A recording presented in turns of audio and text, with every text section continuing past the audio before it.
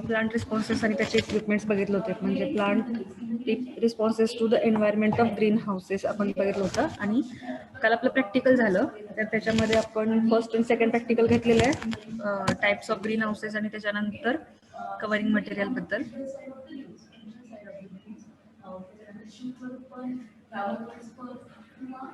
तर आपला जो नेक्स्ट चॅप्टर आहे 4th चॅप्टर, तर it is a planning of green house facility. त्याच्यामध्ये आपण साईट सिलेक्शन असेल, ग्रीन हाऊस जेव्हा आपण एखादा कन्स्ट्रक्ट करणार असेल त्यासाठीचं प्लॅनिंग अगोदर तुम्ही काय केलं पाहिजे, तर त्याबद्दल आपण एक मिनिट.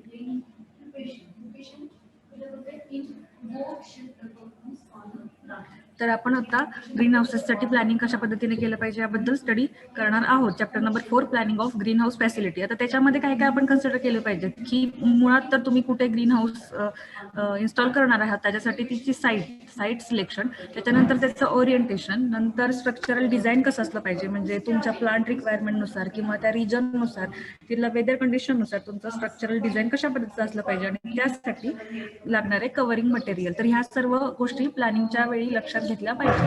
तर जेव्हा तुम्ही साईट सिलेक्शन करत असता for the construction of green houses, तर त्यामध्ये सर्वात इम्पॉर्टंट काय आहे की ते तुमचं जे ग्रीन हाऊस सिस्टीम जे आहे केली पाहिजे की ज्या वेदरिंग कंडिशन असतील, तर तुमचं रेन असेल, विंड असेल, स्नो असेल, तर या सर्व कंडिशन्सना त्यांनी बिअर केलं पाहिजे to withstand the local winds किंवा स्नो किंवा जो काही क्रॉप लोड्स असेल तर त्याच्यावरती त्या पर्टिक्युलर क्रॉपचा जो क्रॉप लोड असेल किंवा त्याच्यासाठी ज्या डिफरंट ऍक्टिव्हिटीज करण्यासाठी सर्व कंडिशन्सना त्यानं बिअर केलं पाहिजे, विथस्टँड केलेलं असलं पाहिजे, म्हणजे लोकली. कारण की तुम्ही जिथं ते ग्रीन हाऊस एस्टॅब्लिश करणार आहात त्याच्यासाठीच्या कंडिशन्स तुम्ही तिथं चेक केल्या पाहिजेत. नंतर आहे the building site should be as level as possible to reduce the cost of grading. तर बिल्डिंग साईट जो तुम्ही जी सिलेक्ट करणार आहात तर ती काय असली पाहिजे की त्याच्यावरती जास्त प्रमाणामध्ये ग्रेडिंग नाही व्हायला पाहिजे. अशा पद्धतीनं तुम्ही त्याची लेवल चेक केली पाहिजे, त्या साईटची लेवलिंग प्रॉपरली असली पाहिजे. त्यानंतर the site should be well aerated and should receive good solar radiations. तर जेव्हा तुम्ही साईट सिलेक्शन करता तर सर्वात इम्पॉर्टंट काय आहे ग्रीन हाऊसमध्ये, तर आपल्याला प्लांटची ग्रोथ जर व्हायची असेल आपल्याला, तर तुम्ही तिथं काय केलं पाहिजे, फोटोसिंथेसिससाठी लागणारी लाईट इंटेन्सिटी जास्त प्रमाणामध्ये तिथं आपल्याला अवेलेबल झाली पाहिजे, म्हणजे सोलर रेडिएशन्सची आपल्याला गरज असते.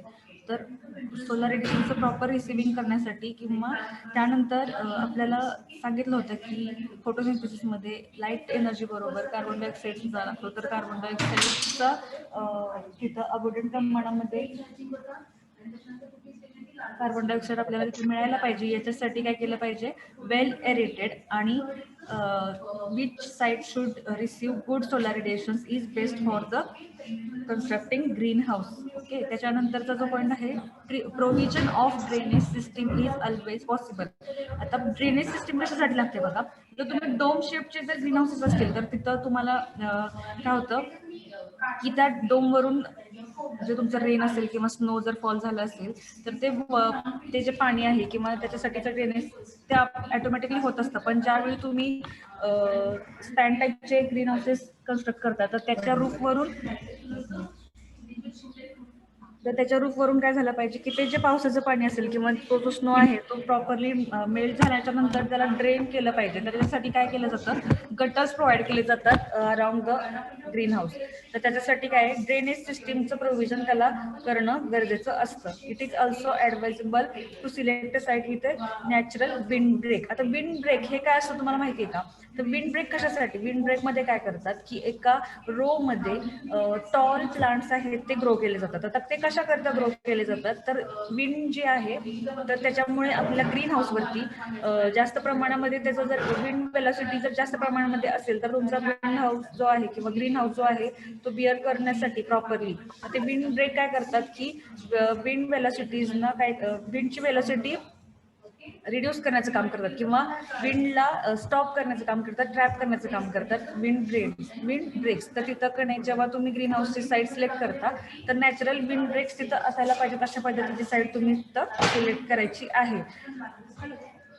त्यानंतर it is also advisable to select a site with natural wind break. त्यानंतर in region where snow is expected trees should 30.5 meter away in order to keep drifts back from the green houses. म्हणजे जेव्हा snow false होत असतो किंवा असे जे region आहेत temperate region ज्याच्यामध्ये स्नो फॉल्स होत असतो, तर त्या ठिकाणी काय केलं पाहिजे, तर तुमच्या ग्रीन हाऊस पासूनचे जे ट्रीज आहेत तर ते 30.5 मीटर अवे असले पाहिजेत in order to keep drift back. Okay, तर इथं काय असलं पाहिजे, जेव्हा तुम्ही विंड रिजन पाहता त्याच्यामध्ये स्नो पासून कंट्रोल करण्यासाठी किंवा स्नो फॉल्स पासून तुमच्या ग्रीन हाऊसचं कंट्रोल करण्यासाठी काय केलं पाहिजे, विंड ब्रेक्सचे जे ट्रीज आहेत ते 30.5 मीटर अवे असले पाहिजे. त्यानंतर टू प्रिव्हेंट शॅडो,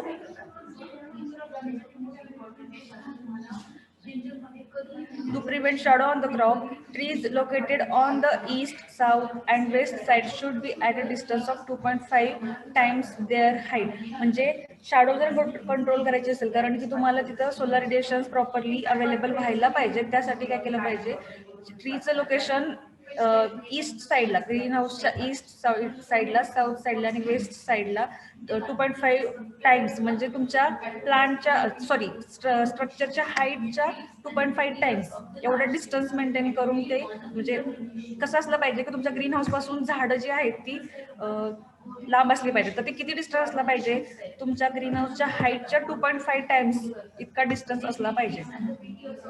ओके, तर जेव्हा तुम्ही साईटचं सिलेक्शन करता, जेव्हा त्याच्या ओरिएंटेशनसाठी जे साईट सिलेक्शन करता, तर तेव्हा काय काय असलं पाहिजे, तर ती साईट किंवा ते ग्रीन हाऊस जिथे आपण कन्स्ट्रक्ट करणार आहे ती साईट त्याच्यामध्ये लोकल विंड किंवा स्नो किंवा क्रॉप लोड्स पासून त्याला बिअर करण्याची कपॅसिटी तिची असली पाहिजे. त्याच्यानंतर बिल्डिंग साईट जी आहे ती अशा ठिकाणी असली पाहिजे, त्याचं लेवलिंग प्रॉपर असलं पाहिजे जेणेकरून कॉस्ट ऑफ ग्रेडिंग त्याची कमी असली पाहिजे. त्यानंतर एरिएशन प्रॉपर असलं पाहिजे, वेल एरिएटेड आणि receive good solar radiation, solar रेडिएशनचं जास्त प्रमाणामध्ये अवेलेबिलिटी असली पाहिजे. तर त्याचबरोबर ड्रेनेज सिस्टीम सुद्धा त्याला प्रोव्हाइड केली असली पाहिजे आणि नॅचरल विंड ब्रेक सुद्धा तिथे त्या साईटवरती असायला पाहिजे, तर ते जास्त ॲडवायजेबल राहील. त्यानंतर रिजन्स जर टेम्परेट रिजन किंवा कोल्ड रिजन जर असेल आणि तिथं स्नोफॉल पासून जर तुम्हाला सेव्ह करायचं असेल तुमचा ग्रीन हाऊस, तर तिथं 35 मीटर पर्यंतचे डिस्टन्सवरती तुमचे ट्रीज तिथं असायला पाहिजेत. त्यानंतर तुम्ही शॅडो कंट्रोल करण्यासाठी ईस्ट, साऊथ आणि वेस्ट साईडचे जे ट्रीज आहेत ते तुमच्या ग्रीन हाऊसच्या हाईट पासून 2.5 टाइम्स इतक्या डिस्टन्सपर्यंत लांब असले पाहिजे. आता हे झालं साईटचं सिलेक्शन झालं, म्हणजे तुम्ही आता ठरवलेलं आहे की या साईटवरती आपल्याला हे ग्रीन हाऊस कन्स्ट्रक्ट करायचं. आता ग्रीन हाऊस कन्स्ट्रक्ट करत असताना त्याचं आता स्ट्रक्चर आहे आणि त्या स्ट्रक्चरचं डिझाईन आपल्याला आता ठरवायचं आहे. तर त्यासाठी कोणते कोणते पॉईंट्स कन्सिडर केले पाहिजेत, तर इथं the most important function is the protection of crop against the hostile weather condition. जेव्हा पण आपण ग्रीन हाऊस कन्स्ट्रक्ट करतोय तर त्यावेळी सगळ्यात इम्पॉर्टंट काय आहे, ग्रीन हाऊसमध्ये आपल्याला जे प्लांट ग्रो करायचं आहे तर त्याचं संरक्षण झालं पाहिजे फ्रॉम द वेदर कंडिशन. मुळात आपण काय करतो, ग्रीन हाऊसमध्ये आपण एक कंट्रोल्ड एन्व्हायरमेंट आपल्या प्लांटसाठी जे रिक्वायर्ड आहे तर ते आपण तिथे कंट्रोल करतोय, आपण स्वतः तिथं त्याच्यामध्ये ऍडजस्टमेंट करत असतोय. तर त्यावेळी काय व्हायला पाहिजे की वेदर कंडिशन्स ज्या आहेत तर त्या क्रॉपचं कोणत्या कोणत्या वेदर कंडिशन्स आपण म्हणू शकतो की हाय टेम्परेचर असेल किंवा त्याच्यानंतर स्नो असेल, हेल असेल, रेन असेल, विंड असेल आणि त्या लो किंवा हाय टेम्परेचर असेल, तर अशा पद्धतीचे जे वेदर कंडिशन्स आहेत जे तुमच्या प्लांटसाठी हार्मफुल असतील, म्हणजेच तुमची रिक्वायरमेंट त्या प्लांटची रिक्वायरमेंट स्पेसिफिक असते आणि त्यापेक्षा वेगळं जर वेदर कंडिशन असेल तर त्याचं डिग्रेडेशन होऊ शकतं किंवा ते प्लांट आपला त्याची प्रॉपरली ग्रोथ होऊ शकत नाही. तर त्यामुळे तिथं काय केलं पाहिजे, प्रोटेक्शन त्या प्लांटचं केलं पाहिजे. त्याचबरोबर डिसीजेस होऊ शकतात किंवा पेस्ट त्याच्यावरती होऊ शकते. तर या सर्व वेदर कंडिशन्स पासून किंवा डिसीजेस पासून आपल्याला प्लांटचं काय करायचं, बचाव करायचा आहे. तर त्या पद्धतीनं तुम्ही त्याचं स्ट्रक्चर ठरवणार आहात, तर तिथं तुम्ही कव्हरिंग मटेरियल ठरवणार आहात. तर इथं जेव्हा तुम्ही एखादं ग्रीन हाऊस कन्स्ट्रक्ट करणार असाल त्यावेळी हे पॉईंट लक्षात घेतले पाहिजेत. त्याचबरोबर important to develop green house with the maximum intensity of natural light inside. सगळ्यात इम्पॉर्टंट पाहिजे जिथं जिथं आपण जाऊ, साईट सिलेक्शन असू दे किंवा स्ट्रक्चरल डिझाईन किंवा कव्हरिंग मटेरियल, सगळीकडे पाहायला गेलं तर एक महत्त्वाचा कंपोनंट किंवा एक महत्त्वाचा फॅक्टर कन्सिडर केला जातो, तो आहे की लाईट इंटेन्सिटी किंवा जी नॅचरल लाईट आहे त्याची अवेलेबिलिटी. म्हणजे तुम्ही साईट जरी सिलेक्ट करत असाल तर तिथं काय झालं पाहिजे, शॅडो वगैरे नाही असली पाहिजे, तुम्ही तिथं प्रॉपरली सोलर रेडिएशन्स अवेलेबल होतील अशा पद्धतीची साईट सिलेक्ट करता. आणि ज्यावेळी तुम्ही स्ट्रक्चरल डिझाईन पाहता आहात त्यावेळी सुद्धा तुम्हाला हे कन्सिडर करणं गरजेचं आहे की तिथं आपल्याला मॅक्झिमम इंटेन्सिटीमध्ये लाईट अवेलेबल व्हायला पाहिजे, विजिबल लाईट जी आपल्याला फोटोसिंथेसिसमध्ये गरजेची असते. त्याचबरोबर the structural parts that can cast shadow in the green house should be minimise. म्हणजे जेव्हा तुम्ही स्ट्रक्चरल पार्ट्स आता कन्स्ट्रक्ट करता आहात तर ते अशा पद्धतीने कन्स्ट्रक्ट केले पाहिजेत की मिनिमम शॅडो तुमच्या ग्रीन हाऊसवरती राहिली पाहिजे. म्हणजे जे तुम्ही कॉलम्स किंवा त्याचे काय म्हणू शकतो आपण पिलर्स, ट्रस्ट जे तिथे तुम्ही कन्स्ट्रक्ट करता तर त्याच्यामध्ये जे मटेरियल यूज करता ते जास्त प्रमाणात नसलं पाहिजे. म्हणजेच काय असलं पाहिजे, ओपनिंग एरिया किंवा जे कव्हरिंग मटेरियल आपण यूज करतोय ते जास्त प्रमाणामध्ये असलं पाहिजे, जेणेकरून सोलर रेडिएशन्सना आत येण्यासाठी तिथं हवेचं असं वातावरण तिथं तयार होईल. किंवा तिथं काय असलं पाहिजे तर तुम्ही शॅडो एरिया जो आहे तो मिनिमाइज करण्याचा प्रयत्न करायला पाहिजे. आता त्याच्यानंतरचा जो पॉइंट आहे, straight side wall and arc roof. म्हणजे जेव्हा पण तुम्ही ग्रीन हाऊस कन्स्ट्रक्ट करत असता त्याच्यामध्ये कॉमनली एक साइड वॉल असते स्ट्रेट आणि त्याच्यानंतरचा जो रूफ असतो तो आर्क रूफ असतो. It is possibly most common shape for green is also widely use. मी तुम्हाला कालच्या डायग्राम मध्ये दाखवलं होतं काल आपल्या प्रॅक्टिकलमध्ये की गॅबलचे कसे शेप असतो दिसलं. तर जेव्हा आपण स्ट्रेट रूफ तिथं प्रोव्हाइड करतो किंवा इन्क्लाइन पोझिशनमध्ये किंवा स्लोपमध्ये तर ते झाले गॅबल. आणि जे तुम्ही आर्क म्हणतोय आपण तर ह्या पद्धतीचे आर्क.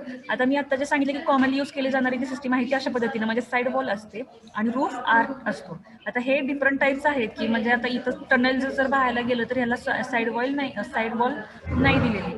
तर अशा पद्धतीनं मोस्ट कॉमन कोणतं आहे की तर स्ट्रेट साईड वॉल आणि त्याला arch roof. But gable roof also widely use. हे दोन जे आहेत ते जास्त प्रमाणामध्ये यूज केले जातात.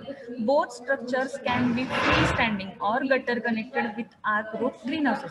आता हे दोन्ही जे स्ट्रक्चर आहेत मी तुम्हाला सांगितलं की आर्क असेल किंवा गॅबलवाला असेल. म्हणजे आर्क गॅबलमध्ये जर पाहायला गेलं तर तुमच्या लक्षात येईल की स्पॅन, आपण जे स्पॅन टाईपचे ग्रीन हाऊसेस पाहिले तर ते तसंच आहे. Span type is also similar to the gable type green houses. तर हे स्पॅनला मी तुम्हाला सांगितलं होतं की एंड टू एंड स्ट्रक्चर असतं.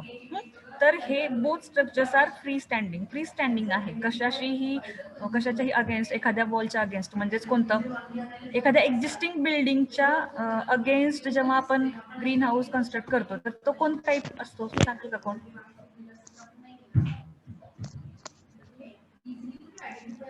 एखाद्या एक्झिस्टिंग बिल्डिंगच्या साईड वॉलला अगेन्स्ट जेव्हा आपण ग्रीन हाऊस कन्स्ट्रक्ट करतो तर तो कोणता टाईप असतो?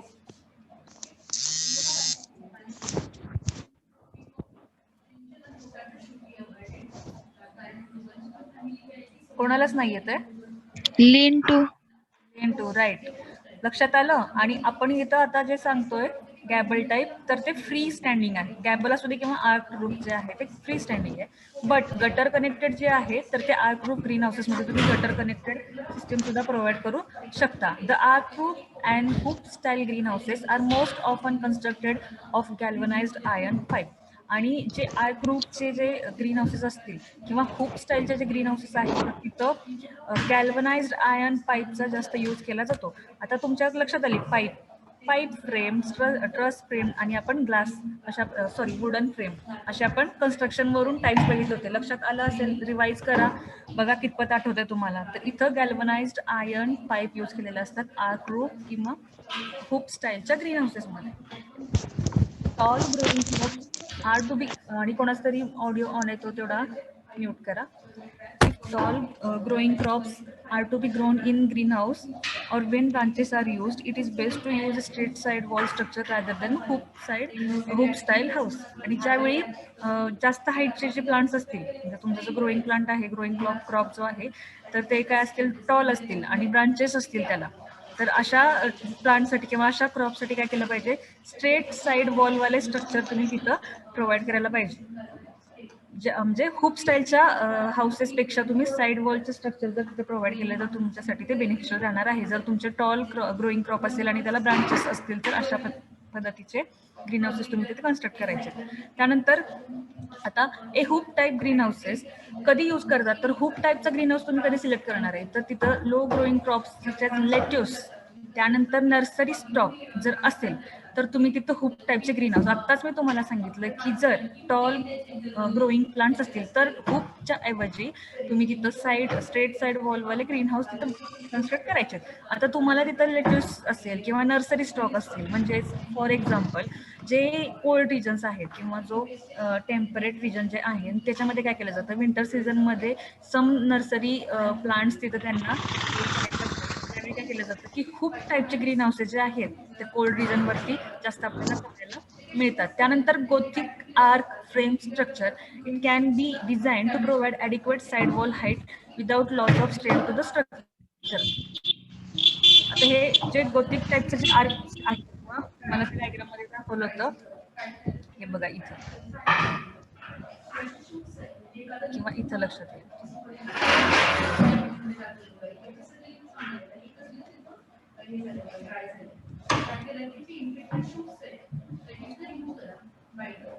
तर या टाईपचे जे ग्रीन हाऊसेस आहेत तर ते अशा पद्धतीने प्रोव्हाइड केले पाहिजे जिथं त्यांना एक adequate side wall height provide केलेली असली पाहिजे जेणेकरून स्ट्रक्चरची स्ट्रेंथ स्ट्रॉंग असली पाहिजे. ओके. Loads in designing. आता जेव्हा तुम्ही डिझायनिंग करताय किंवा कन्स्ट्रक्ट करताय तर त्याच्यामध्ये लोड्स इन डिझायनिंग मध्ये काय काय इन्क्लूड केलं जातं, तुमच्या स्ट्रक्चरचं इट सेल्फ वेट, त्या स्ट्रक्चरचं वेट, त्याच्यानंतर if supported by the structure loads of the equipment for the heating and ventilation and water lines. तर जेव्हा तुम्ही लोडिंग तुम्ही कन्स्ट्रक्ट करतात त्याच्यावरती किती प्रमाणामध्ये लोड येतोय ते कन्सिडर करत असताना त्या स्वतः स्ट्रक्चरचं वेट, त्यानंतर तुम्ही आतमध्ये व्हेंटिलेशन प्रोव्हाइड केले असतील, हिटिंग सिस्टीमसाठी काही कुलिंगसाठी म्हणजे तुम्ही जेव्हा जास्त हीट असेल आणि त्याला कुलिंगसाठी fan and pad system provide करता, वॉटर लाईन प्रोव्हाइड करता फॉर इरिगेशन वगैरे, तर ह्या सर्व ज्या फॅसिलिटीज आहेत तर त्या सर्वांचं वेट कन्सिडर केलं जातं when calculate load in designing. Green house should be design to produce 130 km/h wind velocity. तर ते तुमचं जे ग्रीन हाऊस आहे ते 130 km/h वाहणाऱ्या विंड वेलॉसिटीला किंवा विंडला बिअर करायला, रेजिस्ट करायला त्याच्यामध्ये स्ट्रेंथ असली पाहिजे अशा पद्धतीचे ग्रीन हाऊस तिथं तुम्हाला डिझाईन करायचे आहे. तुम्हाला मग असेच सांगितलं की आता यावेळी काय होतं की विंड पासून तुमच्या स्ट्रक्चरचं प्रोटेक्शन करण्यासाठीच नॅचरल विंड ब्रेक जर असतील तर ते जास्त बेनिफिशियल राहणार आहे. त्यामुळे तुम्ही साईट सिलेक्शन करत असताना नॅचरल विंड ब्रेक असतील अशा ठिकाणचे साईट सिलेक्ट करायचे आहेत. आणि त्याचबरोबर जेव्हा तुम्ही डिझाईन कन्स्ट्रक्ट करताय आणि स्ट्रक्चरल डिझाईन जेव्हा पाहताय त्यावेळी तुमचं ती फ्रेम किंवा ते कॉलम्स किंवा कशा पद्धतीने तुम्ही स्ट्रक्चरल कन्स्ट्रक्शन करणार आहेत 130 km/h विंड वेलोसिटीला बिअर करेल अशा पद्धतीचं असलं पाहिजे. The actual load depends on the wind angle, shape and size, the presence and absence of opening and wind breaks. म्हणजे आता तुम्ही लोड जेव्हा कॅल्क्युलेट करताय तेव्हा तुम्ही वेट तर पाहिलं, म्हणजे इट सेल्फ स्ट्रक्चरचं वेट पाहिलं, त्याचबरोबर काही व्हेंटिलेशन प्रोव्हाइड केली, वॉटर लाईन्स प्रोव्हाइड केली असतील तर त्याचं वेट सुद्धा कन्सिडर केलं. त्याचबरोबर विंड अँगल, शेप, तुमच्या स्ट्रक्चरचा शेप, स्ट्रक्चरचं साईज आणि त्याचबरोबर ओपनिंग्स किती प्रोव्हाइड केलेले आहेत आणि विंड ब्रेक्स तिथं किती आहेत, तर याच्यावरती तुमच्या डिझाईनचं लोड डिपेंड असतो. ओके. तर अशा पद्धतीनं तुम्ही एखादं कन्स्ट्रक्शन करत असताना, त्याचं डिझायनिंग करत असताना कोणते कोणते पॉईंट लक्षात घेतले पाहिजे तुम्हाला सांगितलं की पहिल्यांदी तुम्ही वेदर कंडिशन्सना बिअर करतील अशा पद्धतीचे तिथं ग्रीन हाऊसेस कन्स्ट्रक्ट करायला पाहिजे किंवा तुम्ही डिझाईन कन्स्ट्रक्ट करता तेव्हा. म्हणजेच थोडक्यात काय, आता तुम्ही डिझाईन बनवताना तुमचे फ्रेम जे आहेत कन्स्ट्रक्शनसाठीचे वुडन असेल, गॅल्वनाइज्ड आयर्न म्हणजे तुम्हाला जे सांगितलं होतं स्टीलचे असतील किंवा पाईपचे, त्यानंतर ट्रस फ्रेमचे, तर ते तुम्ही सिलेक्शन तिथं करणार आहे की कोणतं डिझाईन आपण करायचं आहे. तर अशा पद्धतीने तुम्ही वेदर कंडिशन्सना कन्सिडर करून ते डिसाईड केलं पाहिजे. त्याच्यानंतर त्याच्यामध्ये मॅक्झिमम लाईट इंटेन्सिटी तुम्हाला अवेलेबल व्हायला पाहिजे. नेक्स्ट पॉईंट जो सांगितला, मॅक्झिमम लाईट इंटेन्सिटी तिथं अवेलेबल व्हायला पाहिजे आणि शॅडो जो आहे किंवा ग्रीन हाऊसवरती कोणत्याही प्रकारची शॅडो असली नाही पाहिजे, ते मिनिमाइज केलेलं असलं पाहिजे. त्यानंतर आर्क रूफ जे आहेत with the side wall, straight side wall आणि आर्क रूफ हे कॉमन यूज केले जातात आणि त्याचबरोबर गॅबल रूफ जे स्ट्रक्चर आहे ते मोस्टली यूज केले जातात.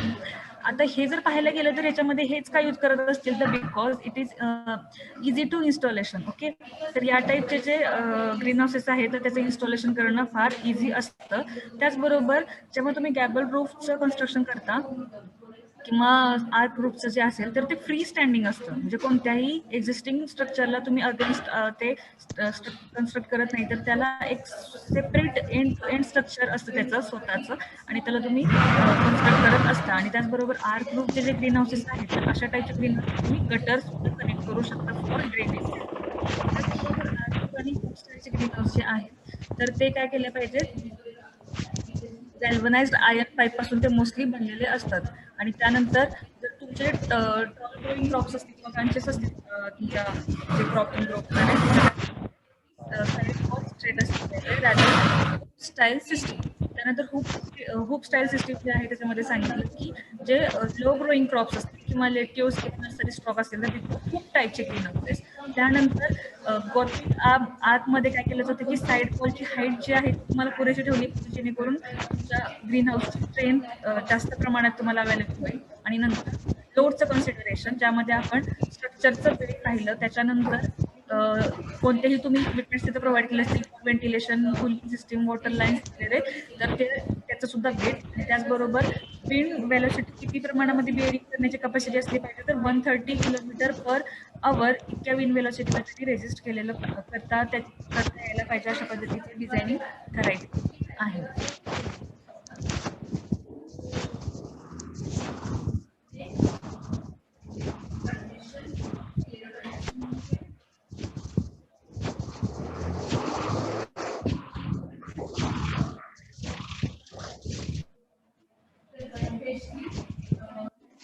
ऑडिओ कोणाचा ऑन आहे? ACR 121. ACR 121 म्यूट करायचं आहे. इथं खूप डिस्टर्ब होतं नाहीतर मग मी रिमूव्ह करेल तुला.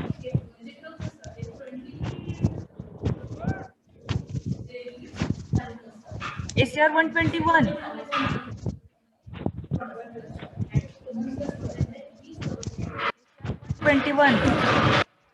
लक्ष नाहीये का तुझं? मी तुला ग्रुप मधून रिमूव्ह करते.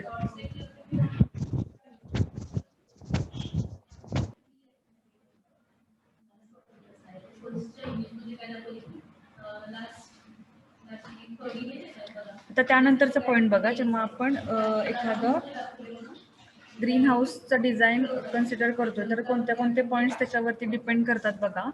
The overall structural design and the properties of individual structural components, specific mechanical and physical property which determine the structural behaviour of covering material. म्हणजे जेव्हा तुम्ही एखादा डिझाईन कन्सिडर करत असता तर त्यावेळी तुमच्या काय काय लक्षात घेतलं पाहिजे तर ओव्हरऑल स्ट्रक्चरल डिझाईन आणि त्याचबरोबर इंडिव्हिज्युअल स्ट्रक्चरल कंपोनंट्सच्या प्रॉपर्टीज. म्हणजे आता हे स्ट्रक्चरल कंपोनंट्समध्ये तुम्ही त्याचे कॉलम्स असतील, त्याचे वॉल्स असतील, त्याची फ्रेम सिस्टीम असेल, त्याचे कव्हरिंग मटेरियल असेल, त्याच्यासाठीचं प्रोव्हाइड केलेले जे इरिगेशन फॅसिलिटीज असतील किंवा डिफरंट तुम्ही जे काही त्याला बाकीचे स्ट्रक्चरल कंपोनंट्स प्रोव्हाइड करतात ते सगळ्याच्या प्रॉपर्टीज असतील. मग आता याच्यामध्ये काय तुम्ही बघायचं की mechanical and physical property of the covering material. म्हणजे त्याचबरोबर तुमचं स्ट्रक्चरल बिहेवियर तुम्हाला जर चेक करायचं असेल तर कव्हरिंग मटेरियलची फिजिकल प्रॉपर्टी चेक करणं गरजेचं आहे. त्यानंतर स्पेसिफिक सेन्सिटिव्हिटी म्हणजे तुम्ही जे मटेरियल यूज करताय फॉर डिझायनिंग तर त्याची सेन्सिटिव्हिटी फॉर लाईट असेल किंवा टेम्परेचर असेल की किती बिअर करतात. त्याचबरोबर specific requirement relevant to the physical property of covering material आणि ॲग्रोनॉमिक रिक्वायरमेंट्स. तर तुम्हाला ह्या सर्व रिक्वायरमेंट्स किंवा ह्या प्रॉपर्टीज प्रॉपरली चेक केल्या पाहिजेत जेणेकरून तुम्हाला ते कन्स्ट्रक्ट करत असताना डिझायनिंग करत असताना गरजेचं किंवा जास्त काय म्हणू शकतो की इफेक्टिव्ह मटेरियल तुम्ही तिथं यूज करू शकाल. तर यासाठीचे जे एक्सपेक्ट्स आहेत ते तुम्ही कन्सिडर केले पाहिजे ज्यावेळी तुम्ही ग्रीन हाऊस कन्स्ट्रक्ट करत असता. आता जेव्हा स्ट्रक्चरल डिझाईन आपण बघत होतो तर त्यावेळी मी तुम्हाला गोथिक असेल, खूप टाईप असेल किंवा साईड वॉल विथ गोथिक असेल किंवा आर्कचे जे सांगितले तर इथं बघा साईड वॉल आणि आर्कची कन्स्ट्रक्शन आहे. त्याचबरोबर इथं जे आहे ते गोथिकचं आहे. याच्यामध्ये जरा लक्षात आलंच असेल तुम्हाला की कर्व नाहीये कम्प्लीट तर थोडंसं काय झालेलं आहे बेंड झालेलं आहे इथं गोथिक आर्कमध्ये. आणि त्याच्यानंतर हुपचे जे आहे तर त्याला साईड वॉल नाही. लक्षात आलं? हुपचे जे आहेत. त्यानंतर गॅबलमध्ये तुम्हाला सांगितलं होतं की साईड वॉल आणि त्याला काय म्हणू शकतो आपण त्याला स्लोपमध्ये असलेले रूफ प्रोव्हाइड केलेले असतात. सगळ्यात छान इथं व्यवस्थित आणि चांगली डायग्राम आहे लक्षात घ्या. काल आपण प्रॅक्टिकलमध्ये पाहिली होती. गॅबल म्हणजेच तुम्ही स्पॅन टाईपचे लक्षात ठेवू शकता. इव्हन स्लोप असले, इव्हन रूफ असलेले किंवा इव्हन विड्थ ऑफ रूफ असलेले जे आहेत आणि त्याला काय स्ट्रेट वॉल प्रोव्हाइड केलेले गॅबल सिस्टममध्ये. आणि त्याच्यानंतर आपण जे बघितलं गोथिक तर इथं काय स्ट्रेट वॉल नाहीये. आणि डोम किंवा जे आपण आर्क टाईपचे जे बघतो ना तर त्याला काय असतं की स्लोपी किंवा स्ट्रेट रूफ प्रोव्हाइड केलेला नसतो तर इथं डायरेक्ट आर्क शेपमध्ये कव्हरिंग केलेलं असतं. त्यानंतर आता जेव्हा आपण डिझाईन बघितलं कन्स्ट्रक्शनसाठी ज्या काही गोष्टी असतील त्या आपण कन्सिडर केल्या तर त्याच्यानंतर आता हे फ्रेम तुमचा एक तयार झालेला आहे त्या ग्रीन हाऊसचा. ओके. मग ते वुडन असेल, पाईपचं असेल किंवा तुम्ही ट्रस फ्रेम जे बनवलं आहे तुमचं सगळं काय करून झालेलं आहे, कॉलम, पोस्ट, पिलर्स वगैरे सगळं तुम्ही आता तिथं कन्स्ट्रक्ट केलेलं आहे. आता तुम्हाला वरून कव्हरिंग मटेरियल म्हणजे कव्हरिंग मटेरियल त्याच्यावरती टाकायचे. आता कव्हरिंग मटेरियलसाठी आपण काल एवढं चांगलं एक्सरसाइज घेतलेली आहे, तरी पण आता आणखी एकदा आपण थोडंसं तुमचं रिव्हिजन होऊन जाईल. त्याच्यामध्ये काय केलं जातं की जेव्हा पण तुम्ही कव्हरिंग मटेरियल सिलेक्ट करत असता त्यावेळी बघितले जाणारे कंपोनंट्स कोणते आहेत किंवा फॅक्टर, लाईट इंटेन्सिटी. कारण तुम्हाला सांगितलेलं आहे की कव्हरिंग मटेरियल मधून काय झालं पाहिजे की प्रॉपरली सोलर रेडिएशन जे आहेत किंवा विजिबल लाईट आहे, व्हाईट लाईट आहे, ती काय व्हायला पाहिजे तुम्हाला तिथं जास्त प्रमाणामध्ये अवेलेबल व्हायला पाहिजे. आता त्याच्यानंतर सगळ्यात इम्पॉर्टंट म्हणजे ट्रान्समिशन व्हायला पाहिजे तुमच्या लाईट इंटेन्सिटीचं.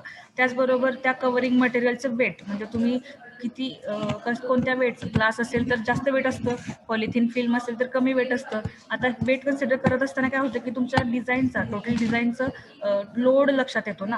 तर समजा तिथं खूप जास्त प्रमाणामध्ये वारे वाहत असतील तर अशा पद्धतीच्या ठिकाणी पॉलिथिन यूज करून उपयोग आहे का? म्हणजे जर लाईट वेटचे कव्हरिंग मटेरियल तुम्ही प्रोव्हाइड केले तर ते काय थोडी ना पिअर करू शकणार आहेत, तर तुम्ही स्ट्रॉंग स्ट्रेंथचे कव्हरिंग मटेरियल तिथे प्रोव्हाइड केले पाहिजे. त्याचबरोबर रेजिस्टन्स टू इम्पॅक्ट. आता इम्पॅक्ट कशाचं होणार आहे, रेनफॉल असेल, स्नोफॉल असेल, अशा पद्धतीच्या वेदर कंडिशन जेव्हा होतात तर त्याचा इम्पॅक्ट त्या कव्हरिंग मटेरियलने रेजिस्ट करायला पाहिजे. आणि तर असं व्हायचं की तुम्ही जे कव्हरिंग मटेरियल प्रोव्हाइड केले त्याच्यावरती स्नोफॉल झाला तर ते ब्रेक होऊ शकतं किंवा बिअरिंगचा प्रॉब्लेम तिथं होऊ शकतो. तर अशा पद्धतीचं ते नसायला पाहिजे. इट इज स्ट्रॉंग और resist to impact of rain and snowfall. त्याच्यानंतर त्याची ड्युरेबिलिटी टू आउटडोर वेदरिंग. तर ते आपण कव्हरिंग मटेरियल तर केले, म्हणजे आतलं वेदरच्या पेक्षा बाहेरचं जे वेदर कंडिशन जे आहे तर त्याला त्यांनी काय केलं पाहिजे, प्रॉपरली बिअर केलं पाहिजे, जेणेकरून कव्हरिंग मटेरियल जास्त दिवसासाठी टिकून राहील. त्याची ड्युरेबिलिटी आउटर वेदरिंग कंडिशनला बिअर करेल इतक्या प्रमाणामध्ये असली पाहिजे. त्यानंतर थर्मल स्टॅबिलिटी, म्हणजे आता काय होत असतं की टेम्परेचर लो आणि हाय प्रमाणामध्ये म्हणजे त्याचं इन्क्रीज किंवा डिक्रीज टेम्परेचर होत असतं, तर ते काय केलं पाहिजे की त्याचा परिणाम त्या कव्हरिंग मटेरियलवरती नाही व्हायला पाहिजे. त्यासाठी थर्मल स्टॅबिलिटी त्या कव्हरिंग मटेरियलची चेक करणं गरजेचं असतं. म्हणजे ज्यावेळी तुम्ही एखादा कव्हरिंग मटेरियल सिलेक्ट करता त्यावेळी light, transmission, weight, resistance to impact, durability to outdoor weathering आणि thermal stability of the covering material. म्हणजे कशासाठी, तर टेम्परेचर तुमचं जर कमी जास्त होत असेल तर त्यासाठीच्या कंडिशन्स. तर हे सगळ्या गोष्टी तुम्ही तिथं लक्षात घेतल्या पाहिजे.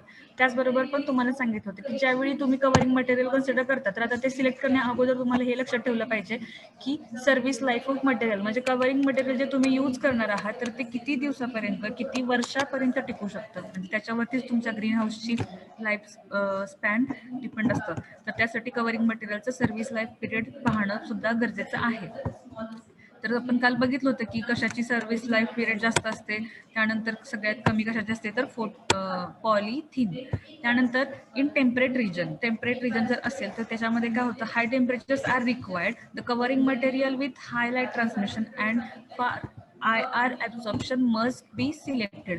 तर इथं काय होतं, टेम्परेट रिजनमध्ये तुम्हाला हाय टेम्परेचरची रिक्वायरमेंट असते आणि त्यावेळी काय केलं पाहिजे, जास्त लाईट ट्रान्समिट झाली पाहिजे आणि जास्त लाईट ट्रान्समिशनसाठी जे कव्हरिंग मटेरियल आहे त्याची ट्रान्समिटिव्हिटी जास्त असायला पाहिजे. त्याचबरोबर आता लाईट आपल्याला जास्त ट्रान्समिट करायची आहे पण आपल्याला IRची तर गरज नाही आहे, म्हणजे इन्फ्रारेड रेड्स जर त्याच्यामध्ये आत ट्रान्समिट झाले तर ते काय होऊ शकतं की आपल्या प्लांटसाठी हार्मफुल होऊ शकतं. म्हणून IR ॲब्सॉर्प्शनची सिस्टीम तिथं प्रोव्हाइड केलेली असली पाहिजे. तर IR ॲब्सॉर्बिंग फिल्म्स तुम्ही तिथं प्रोव्हाइड करू शकता. Also the loss of heat by conduction should be minimize. आणि जर IR ॲब्सॉर्बिंग मटेरियल जर तुम्ही तिथे यूज करत असाल तर तिथं तुमचा हीट लॉस सुद्धा कमी होतो.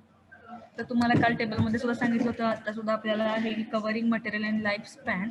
जर तुमचा ग्लास यूज करत असाल ॲज अ कव्हरिंग मटेरियल आणि त्यानंतर ॲक्रेलिक शीट्स जर तुम्ही यूज करत असाल तर त्याची सर्वात जास्त लाईफ स्पॅन आहे 20 इयर्स, 10 to 20 इयर्सपर्यंतचा लाईफ स्पॅन आहे ग्लासचा आणि ॲक्रेलिक शीट्सचा. त्यानंतर पॉलिकार्बोनेट म्हणजे PC आणि FRP म्हणजेच फायबर ग्लास रेनफोर्स पॉलिस्टर, त्याची 5 to 12 इयर्स, म्हणजे पॉलिकार्बोनेटचे सुद्धा 5 to 12 इयर्स आणि FRPचे सुद्धा 5 to 12 इयर्स लाईफ स्पॅन असते. त्यानंतर पॉलिथिन 2 to 6 मंथ आहे आणि जर त्याला तुम्ही IR ॲब्सॉर्बिंग जर प्रोव्हाइड केलं मटेरियल, जर ते प्रोव्हाइड केलं किंवा काय म्हणतो स्टॅबिलायझेशन जर केलं तर त्याची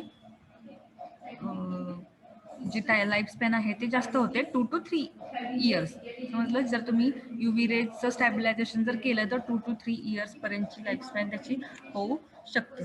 त्यानंतर the ideal selective covering material, ideal selective covering material म्हणजे कोणतं कव्हरिंग मटेरियल आयडियल समजलं जाऊ शकतं याबद्दल बघितलं होतं आपण काल सुद्धा, की ज्याच्यामध्ये सोलर रेडिएशन किंवा विजिबल लाईट जी आहे ती प्रॉपरली ट्रान्समिट केली जाईल अशा पद्धतीचे जे कव्हरिंग मटेरियल आहे ते जास्त चांगल्या पद्धतीचे मटेरियल आपण समजू शकतो किंवा ते तुम्ही तिथे युटिलाइज करू शकता. जे आता सोलर रेडिएशन्स किंवा विजिबल लाईट हेच का सर्वात महत्त्वाचा पॉईंट समजलाय, कारण की तुमच्या प्लांटच्या फोटोसिंथेसिससाठी त्याची जास्त प्रमाणामध्ये रिक्वायरमेंट असते. त्यानंतर absorption of the small amount of UV in radiations and convert the portion of it to fluorescence into visible light आणि युजफुल फॉर प्लांट. म्हणजे UV रेडिएशन्सचं ॲब्सॉर्प्शन त्यांनी प्रॉपरली केलं पाहिजे आणि काही पोर्शन जो आहे त्याचं विजिबल लाईटमध्ये आणि जी व्हाईट लाईट जी आहे त्याच्यामध्ये कन्व्हर्जन करून ती आपल्या प्लांटसाठी युजफुल आहे त्यासाठी त्यांनी काय केलं पाहिजे, कन्व्हर्जन केलं पाहिजे. तर अशा पद्धतीचं कव्हरिंग मटेरियल यूज करायचे. त्यानंतरचा जो पॉईंट आहे तो रिफ्लेक्ट आणि absorb the IR radiation. IR रेडिएशन्सला रिफ्लेक्ट करण्याची त्याची कपॅसिटी असली पाहिजे किंवा ॲब्सॉर्ब त्यांनी केलं पाहिजे, कारण की IR रेडिएशन जे आहे ते तुमच्या प्लांटसाठी हार्मफुल आहेत आणि IR जर IRचं ॲब्सॉर्बिंग तुम्ही जर तिथं प्रोव्हाइड केलं तर तुमचा हीट लॉस सुद्धा तिथं कंट्रोल केला जाऊ शकतो. त्यानंतर कव्हरिंग मटेरियलची कॉस्ट कमी असली पाहिजे. It should be minimum cost. Covering मटेरियलचं कॉस्ट कमी असलं पाहिजे आणि त्याची लाईफ स्पॅन 10 to 20 years असली पाहिजे. ह्या सर्व कंडिशन्स कोणत्या कव्हरिंग मटेरियलमध्ये, ज्या कव्हरिंग मटेरियलमध्ये हे सर्व पॉईंट्स असतात तर हे आयडियल सिलेक्टिव्ह कव्हरिंग मटेरियल समजलं जातं. म्हणजे ज्याच्यामध्ये हे सर्व पॉईंट प्रॉपरली काय म्हणतात की तिथं सर्व प्रकारे त्याच्यामध्ये मॅच होतं, की विजिबल लाईटचा ट्रान्समिशन चांगल्या पद्धतीने होत आहे, UV रेडिएशन्सना तिथं ॲब्सॉर्ब करत आहेत, त्याचबरोबर IR रेडिएशन्सचं पण ॲब्सॉर्प्शन होत आहे किंवा रिफ्लेक्शन होत आहे आणि कॉस्ट सुद्धा मिनिमम आहे आणि 10 to 20 years पर्यंत त्याचा लाईफ स्पॅन सुद्धा आहे. हे झालं covering material. Okay, covering material समजलेलं आहे सगळ्यांना. कव्हरिंग मटेरियलमध्ये glass, polythene, reinforced polyester use करत होतो. त्याच्यानंतर PVF असेल, PVC असेल किंवा पॉलिकार्बोनेट असेल, तर अशा पद्धतीचे डिफरंट कव्हरिंग मटेरियल आपण यूज करू शकतो. तर त्याच्यानंतर जेव्हा आपण कन्स्ट्रक्शन बघतोय, कन्स्ट्रक्शन जेव्हा आपण बघतो तर त्याच्यामध्ये जे आपण सांगितलं कन्स्ट्रक्शनवरून 3 टाईप सांगितले होते, वुडन फ्रेम, पाईप फ्रेम आणि ट्रस्ट फ्रेम. आता ह्याच्यासाठीचे कोणते कोणते मटेरियल आपल्याला लागतात बघा. वूड असेल, गॅल्वनाइज्ड आयर्न असेल, गॅल्वनाइज्ड आयर्न पाईप्स तुम्हाला मग सांगितलं. त्याचबरोबर ग्लास असेल, पॉलिथिन फिल्म असेल, पॉलिव्हिनिल क्लोराईड असेल किंवा T2 फिल्म असेल किंवा fibre glass, reinforced plastic rigid panels असतील किंवा ॲक्रेलिक आणि पॉलिकार्बोनेट रिजिड पॅनल्स असतील. तर ज्यावेळी तुम्ही ग्रीन हाऊस कन्स्ट्रक्ट करता तर त्याच्यामध्ये कोणते कोणते मटेरियल आपल्याला लागतात बघा. आता वूड जे आहे किंवा गॅल्वनाइज्ड आयर्न आहेत तर हे आपल्याला पिलर कन्स्ट्रक्शनसाठी किंवा कॉलमसाठी आपल्याला गरजेचे असतात किंवा फ्रेम जो आपण बनवतो फ्रेम स्ट्रक्चर त्याच्यासाठी. त्यानंतर glass, polythene film, polyvinyl chloride film, T2 film, FRP film, rigid panel किंवा कारण तुम्हाला सांगितलं की ग्लास, पॉलिथिन फिल्म सोडलं तर बाकी सगळं रिजिड पॅनलमध्ये किंवा शीट्समध्येच आपल्याला अवेलेबल होतात.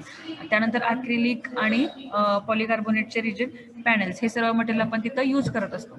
आता फॉर बिल्ड फ्रेम, जेव्हा तुम्ही फ्रेम बिल्ड करताय त्याच्यासाठी wood, bamboo, steel, galvanized iron pipes, aluminium आणि RCC म्हणजे रेनफोर्स्ड कॉन्क्रीट याचा वापर तुम्ही करत असता फॉर बिल्ड फ्रेम. एखाद्या ग्रीन हाऊसचं कन्स्ट्रक्शन जेव्हा तुम्ही करताय तर त्यावेळी फ्रेमच्या कन्स्ट्रक्शनसाठी, लक्षात आलं, फ्रेमच्या कन्स्ट्रक्शनसाठी किंवा फ्रेम बिल्ड करण्यासाठी wood, bamboo, steel, galvanized iron pipe किंवा GI पाईप, ॲल्युमिनियम आणि RCC रेनफोर्स्ड कॉन्क्रीटचा वापर केला जातो. The selection of above material was based on their specific physical properties, requirement of design strength, life expectancy आणि cost. तर जेव्हा तुम्ही फ्रेमसाठीचं मटेरियल सिलेक्ट करता तर त्याच्यासाठी सुद्धा त्याच्या फिजिकल प्रॉपर्टीज लक्षात घेतल्या पाहिजेत. त्यानंतर त्याची स्ट्रेंथ लक्षात घेतली पाहिजे जेणेकरून त्यानं ह्या वेदरिंग कंडिशनला वगैरे त्यांनी प्रॉपरली बिअर केलं पाहिजे किंवा लोड्स बिअर केले पाहिजे. लाईफचे स्पॅन त्याचा पाहिला पाहिजे की किती वर्षापर्यंत हे टिकू शकतं आणि कॉस्ट सुद्धा त्याची मिनिमाइज असली पाहिजे म्हणजे तुम्हाला ते परवडेल अशा पद्धतीनं. आता जेव्हा आपण वूड कन्सिडर करतोय म्हणजे तुम्ही वूडचा वापर करताय तर ते झाले वुडन फ्रेमचे ग्रीन हाऊसेस. वुडन फ्रेमचे ग्रीन हाऊसेस जेव्हा तुम्ही कन्स्ट्रक्ट करता, वूड किंवा बांबू जे आहे ते लो कॉस्टचे आहेत. लो कॉस्टचे पॉलिथिन आहेत, कारण की वूड आणि बांबू जे आहे ते लेस एक्सपेन्सिव्ह आहेत आणि त्यामुळे त्याच्यापासून बनवलेल्या फ्रेमचे जे पॉली हाऊसेस आहेत ते लो कॉस्टचे असतात. In low cost poly houses the wood is used for making frame consisting of side post and columns over which polythene sheet is fixed. जेव्हा तुम्ही वुडन फ्रेम बनवता तर तिथं म्हणजे त्या फ्रेम कन्स्ट्रक्शनचे पोस्ट आणि कॉलम्स जे आहेत, कॉलम्स म्हणजे आपण तुम्ही सांगू शकतो की एखादं कन्स्ट्रक्शन तुम्ही करत असता तर त्याच्या काय केलं जातं, तुमचा स्क्वेअर शेप आहे हा, तर त्याच्यावरती तुम्ही कॉलम्स, सगळ्यांना माहिती असेल म्हणजे फार्म स्ट्रक्चरमध्ये किंवा इझी आपण घर सुद्धा बांधताना पाहिलं असेल की ते कॉलम्स जे आहेत तर ते कॉर्नरला आणि सेंटरला अशा पद्धतीने ते कन्स्ट्रक्ट केलेले असतात, ज्याच्यावर मग तुम्ही इथे काय करता, तुमचं फ्रेम जे आहे ती त्याच्यावरती पूर्ण प्रॉपरली बिअर करत असते. म्हणजे कॉलम शिवाय तुमचं स्ट्रक्चर उभंच राहू शकत नाही आणि त्याच्यावरती तुम्ही काय करता, कव्हरिंग मटेरियल मग अप्लाय कव्हरिंग मटेरियल त्याच्यावरती फिक्स करता. कॉलम्स आणि पोस्ट जे आहेत ते वुडन बनलेले असतात, वुडन पासून किंवा बांबू पासून बनलेले असतात आणि त्याच्यावरती पॉलिथिन शीट, म्हणजे वुडन फ्रेमचे जे पॉली हाऊसेस आहेत, पॉली हाऊसेस म्हणलेलं याच्यातच आलं नावामध्ये की इथं पॉलिथिन यूज केलेलं आहे, म्हणजे पॉलिथिन ग्रीन हाऊसेसलाच पॉली हाऊस म्हणायचं की तिथं आपण फ्रेमसाठी वूड यूज केलेलं आहे. The commonly use woods are pine and casuarina, म्हणजे पाईन असेल किंवा कॅस्युअरेना टाईपचे जे वूड आहेत ते आपण मोस्टली वुडन फ्रेममध्ये.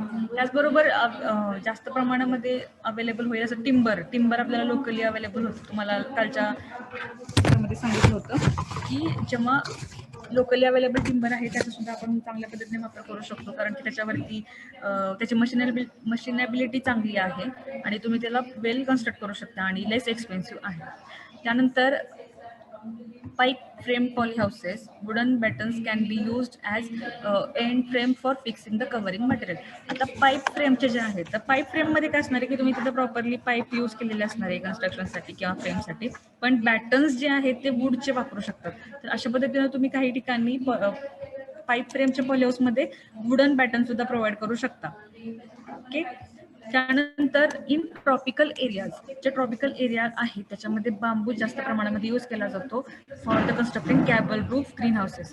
गॅबल प्रूफ लक्षात आलं, गॅबल प्रूफच्या कन्स्ट्रक्शनमध्ये ट्रॉपिकल एरियामध्ये बांबू मोस्टली अवेलेबल असतं, तर ते कन्स्ट्रक्शनसाठी यूज केलं जातं. त्यानंतर जे आपण ग्रीन हाऊस आपण आता कन्स्ट्रक्ट केलेलं आहे, म्हणजे आपण आता वूडचं बघतोय, वूडचं तुमचा जो ग्रीन हाऊस तुम्ही फ्रेम त्याची कन्स्ट्रक्ट केलेली आहे, पण ती काय असली पाहिजे, must be painted with white colour paint. आता व्हाईटच कलर का, तर व्हाईट कलरवरती तुमची लाईट जी आहे ती प्रॉपरली काय म्हणू शकतो आपण त्याला, की त्याच्यावरती विजिबल लाईट किंवा तुमची जी व्हाईट लाईट जी आहे ती त्याच्यावरती चांगल्या पद्धतीनं डिस्पर्स होऊ शकते. तर यासाठी तुम्ही काय केलं पाहिजे की जे वुडन फ्रेम आहे तर ते पेंट केलेलं असलं पाहिजे व्हाईट कलरने. त्यानंतर आता हा पेंट आपल्याला अजून काय पद्धतीने हेल्प करत असतो, तर मोल्ड. आता हे वुडन स्ट्रक्चर आहे ना, तर त्याच्यावरती मोल्ड होऊ शकतं, वाळवी वगैरे लागू शकते, तर हे होऊ नये याच्यासाठी काय केलं जातं की हे पेंट केलं जातं. Wood must be treated for protection against decay, त्याच्यावरती डिके होऊ नये, कोणत्याही प्रकारची वाळवी लागू नये, तो खराब होऊ नये याच्यासाठी त्याला प्रोटेक्शन दिलं पाहिजे. Chromated copper arsenate and ammoniacal copper arsenate ह्याचं कव्हरिंग किंवा हे प्रिझर्वेटिव्ह तिथं अप्लाय केले जातात फॉर प्रोटेक्ट अगेन्स्ट डिके. तुमचं वूडचं जर डिके कंट्रोल करायचं असेल तर त्याला क्रोमॅटेड कॉपर आर्सेनेट किंवा अमोनिकल कॉपर आर्सेनेटचं ॲप्लिकेशन केलं जातं as a preservative and they may come into contact with the soil. म्हणजे तुमचे वूड जे आहे आता तुम्ही जमिनीतच हे करणार आहे ना, फिक्स करणार आहे ना, जर त्यामुळे तिथे काय होऊ शकतं की हे प्रिझर्वेटिव्ह काय करायचे, अप्लाय करायचे आहेत, जेणेकरून तुमचं वूड जे आहे त्याचे डिके होणार नाहीये आणि मोल्डिंगचं जे ग्रोथ आहे ते कंट्रोल करण्यासाठी व्हाईट कलरनी पेंट करायचं आहे. त्यानंतर रेड वूड अँड सायप्रेस. आता हे जे सायप्रेस टाईपचा जो वूड आहे तो डिके रेजिस्टन्ससाठी जास्त चांगल्या पद्धतीने आपल्याला युजफुल आहे. म्हणजे ना तो नॅचरली त्याच्यावर आपल्याला तो नॅचरली डिके रेजिस्टन्स असल्यामुळे हे आर्सेनाइट वगैरे त्याला अप्लाय करायची गरज नाहीये. हे जे सायप्रेस टाईप आणि रेड वूड टाईपचे जे वूड त्याच्यापासून जे आपल्याला अवेलेबल होतात ते वूड त्याच्यावरती कोणत्याही पद्धतीचं डिके होत नाही. नॅचरल डिके रेजिस्टन्स वूड्स आहेत and can be used in deserts or tropical region and but they are very expensive. म्हणजे आता तुम्हाला हे टाळायचं तर म्हणजे डिकेच्या कंट्रोलसाठी तुम्ही ऍप्लिकेशन करता प्रिझर्वेटिव्हचं, पण जर रेडवूड आणि सायप्रेस जर तुम्ही प्रोव्हाइड केलं तर तिथे नॅचरली डिके रेजिस्टन्स आहेत ते वूड, त्यामुळे तुम्हाला असलं काही प्रिझर्वेटिव्ह अप्लाय करायला लागत नाहीत. डेझर्ट असतील किंवा ट्रॉपिकल रिजन जे असतील ना त्याच्यामध्ये तुम्ही हे यूज करता, पण ते एक्सपेन्सिव्ह आहे. आता त्याच्यानंतर हे आपण वूड पाहिल्यानंतर जे नेक्स्ट जो मटेरियल आहे जे आपल्याला फ्रेम स्ट्रक्चर मध्ये गॅल्वनाइज्ड आयर्न GI, त्याचबरोबर अल्युमिनियम शीट आणि RCC. तर आता गॅल्वनाइज्ड पाइप्स, त्यानंतर ट्युब्युलर स्टील आणि angle iron are generally used for side post columns and purlins in green house structure. Okay, जे GI पाइप्स आणि हे ट्युब्युलर स्टील असेल किंवा अँगल आयर्न जे आहेत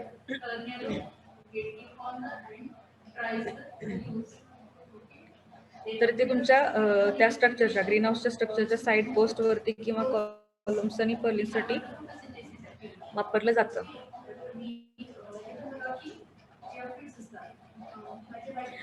As wood is becomes scarce and more expensive in galvanizing operation, the surface of iron or steel is coated with thin layer of zinc to protect against corrosion. आता वूडला सुद्धा आपण बघा कसं protection करत होतो की तिथे मोल्डिंग होऊ नये किंवा त्याच्यावर डिके होऊ नये यासाठी. तर जेव्हा तुम्ही आता मेटल यूज करताय ना, तर इथं मेटल यूज करताय म्हटल्यावरती काय आहे की तिथं करोजन होऊ शकतं आणि करोजन कंट्रोल करण्यासाठी काय केलं जातं की त्या आयर्नच्या किंवा त्या स्टीलवरती काय केलं जातं, झिंकचं थिन लेअरचं कोटिंग केलं जातं. आपण मगाशी जेव्हा पाहिलं वूडवरती काय करत होतो, आर्सेनाइडचं प्रिझर्वेटिव्ह आपण प्रोव्हाइड करत होतो. म्हणजे आपल्या सॉईलमध्ये ते प्रोव्हाइड करायचं जेणेकरून ते काय होतं, ते प्रिझर्वेटिव्ह काय करतं की डिके होऊ देत नाही. म्हणजे आता जमिनीत आपण कन्स्ट्रक्ट करतो म्हणजे त्याला जेव्हा मातीमध्ये फिक्स केलं जातं तेव्हा तिथं ते प्रिझर्वेटिव्ह अप्लाय केले तर तिथं मोल्डिंग किंवा अशा पद्धतीचं डिके तिथं होत नाही. आणि जर स्टील किंवा आयर्न यूज करत असेल तर त्या ठिकाणी काय करायचे, त्याच्यावरती झिंकचा लेअर अप्लाय करायचा आहे किंवा झिंकचं कोटिंग अप्लाय करायचं आहे. कशासाठी, तर करोजन कंट्रोल करण्यासाठी. आता ज्यावेळी तुम्ही करोजन कंट्रोल करत असता किंवा करोजन पासून प्रोटेक्ट करत असाल त्यासाठीच्या 2 प्रोसेस आहेत. एक आहे हॉट डीप गॅल्वनायझिंग प्रोसेस किंवा त्यालाच हॉट प्रोसेस असं पण म्हटलं जातं. हॉट डीप गॅल्वनायझिंग प्रोसेस आणि इलेक्ट्रो गॅल्वनायझिंग प्रोसेस. इलेक्ट्रो गॅल्वनायझिंग प्रोसेस हे कशासाठी, करोजन कंट्रोल करण्यासाठी ऑन GI किंवा स्टील किंवा तुमचं मेटॅलिक फ्रेम जे तुम्ही यूज करत असाल तर त्याच्यावरती करोजन कंट्रोल करण्यासाठी. तर हॉट डीप गॅल्वनायझिंग प्रोसेसमध्ये काय होतं, the clean member is dip in molten zinc which produce the skin of zinc alloy to the steel. तर इथं काय केलं जातं, हॉट डीपमध्ये जे तुमचं क्लीन मेंबर म्हणजेच तुम्ही जे मटेरियल यूज करणार आहे, जे असेल सॉरी जे काही स्टील तुम्ही यूज करणार आहे तर ते मटेरियल काय करायचं आहे, मोल्टन झिंकमध्ये डीप करून ठेवायचे आणि त्याच्यामुळे ते काय होणार आहे की एक तुमच्या त्याच्यावरती झिंक अलॉय स्किन डेव्हलप होणार आहे आणि ती काय करते, तुम्हाला करोजन पासून प्रोटेक्ट करत असते. आता इलेक्ट्रो गॅल्वनायझिंग प्रोसेसमध्ये काय करतात, तर ते क्लीन मटेरियल जे आहेत is zinc plated similar to other forms of electroplating. आता इलेक्ट्रो गॅल्वनायझिंग म्हणजेच तुम्ही तिथे इलेक्ट्रो प्लेटिंग करत असता. तर याच्यामध्ये काय होतं की ते जे तुमचं मटेरियल आहे किंवा जे स्टील कन्सिडर करू आपण, ते स्टील काय केलं जातं की कोल्ड झिंक बाथमध्ये इमर्स केलं जातं आणि त्याच्यातून इलेक्ट्रिकल करंट पास केला जातो. आता हे इलेक्ट्रिकल इंजिनिअरिंग मधल्या ह्या टर्म्स आहेत. तुम्हाला जितकं लक्षात राहील तेवढं, नाही नसेल लक्षात राहत तर ठीक आहे, पण जस्ट लक्षात ठेवा की काय केलं जातं, तुमचे जे स्टील असेल ते स्टील काय केलं जातं, कोल्ड झिंक बाथमध्ये इमर्स केलं जातं आणि त्याच्यातून इलेक्ट्रिकल करंट पास केला जातो आणि त्यालाच इलेक्ट्रोप्लेटिंग म्हणतात. आणि नंतर मग ते काय होतं की त्याच्यावरती ते झिंकचं कोटिंग तयार होतं आणि zinc act as a anode to protect the steel. तर ते झिंकचं कोटिंग काय करतं की तुमच्या स्टीलला प्रोटेक्ट करण्याचं काम करतं. अशा पद्धतीनं इलेक्ट्रोप्लेटिंग केलं जातं किंवा हॉट डीप गॅल्वनायझिंग प्रोसेस केली जाते, ज्याच्यामध्ये तुमचं क्लीन मटेरियल डायरेक्ट झिंकमध्ये डीप केलं जातं आणि त्याच्यावरती मग एक कोटिंग किंवा एक स्किन लेअर त्याच्यावरती तयार होतं त्या स्टीलवरती. Okay, the galvanizing process makes the iron rust proof to eliminate the problem of rusting of structural members. करोजनचा प्रॉब्लेम किंवा रस्टिंगचा जो प्रॉब्लेम आहे तो गॅल्वनायझिंग प्रोसेसमुळे कमी होतो. आता गॅल्वनाइज्ड आयन जे आपण म्हणतोय ते काय असतं की ते अगोदरपासूनच म्हणजे गॅल्वनाइज्ड म्हणजेच ऑलरेडी त्याला प्रोटेक्शन केलेलं असतं with the help of zinc. तर झिंकचं कोटिंग त्याला प्रोव्हाइड केलं असतं. तर ते गॅल्वनाइज्ड आयन जे आहेत ते रस्ट प्रूफ असतात किंवा करोजन प्रूफ पाईप्स तिथं यूज केल्या जातात. Aluminium and hot dipped GI are comparatively maintenance free. Aluminium जर वापर करत असाल आणि GI म्हणजेच गॅल्वनाइज्ड आयन जर तुम्ही प्रोव्हाइड करत असाल तर त्याचा मेंटेनन्स कमी असतो, कारण की ऑलरेडी गॅल्वनाइज्ड केलेलं आहे ना, झिंकचं तिथं कोटिंग दिलेलं आहे, तर त्याच्यामुळे रस्ट आणि करोजनचा काही प्रॉब्लेम होत नाही. In tropical areas double dipping of steel is required as single dip galvanizing process does not give a complete cover of even thickness of steel. आणि जेव्हा ट्रॉपिकल एरियाजमध्ये तुम्हाला ते मटेरियल यूज करायचं असेल, स्टील यूज करायचे, आता त्याला जर तुम्ही प्रोटेक्ट केलं पाहिजे तर सिंगल डिपिंगचा त्याचा काहीच उपयोग होत नाही, म्हणून डबल डिपिंग करावं लागतं. कारण की सिंगल डिप केल्यानंतर जो लेअर आहे तो जास्त थिन असल्यामुळं तुम्हाला आणखी थिकनेस वाढवायचं असेल तर तिथं डबल डिपिंगचे प्रोसेसिंग केले जाते. त्यानंतर aluminium and steel must be protected by painted with bitumen टारचं पेंट केलं जातं ॲल्युमिनियम आणि स्टीलवरती, जेणेकरून करोजन आणि रस्टपासून त्याचं प्रोटेक्शन व्हायला पाहिजे.